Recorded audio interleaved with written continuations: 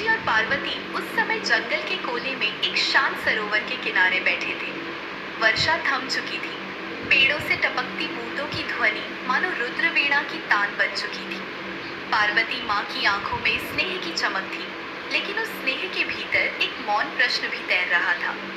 स्वामी, पार्वती बोली, क्या इस संसार में ऐसा कोई स्थान है जहाँ केवल भक्ति ही बोली जाती हो, जहाँ प्रेम को तौलने वाले तराजू ना हो?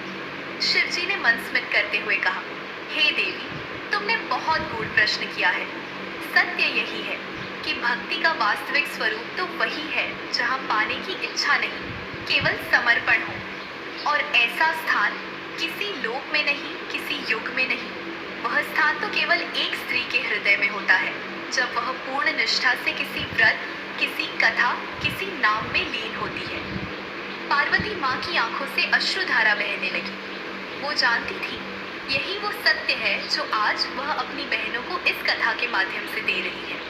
तभी वहाँ एक वृद्धा प्रकट हुई, जो देखने में सामान्य लगती थी, पर उनकी आंखों में दिव्यता थी। उन्होंने आकर पार्वती माँ के चरणों में प्रणाम किया और बोली, माँ, मैं वर्षों से भटक रही थी एक ऐसी कथा के लिए जो मेरे जीवन की दिशा बदल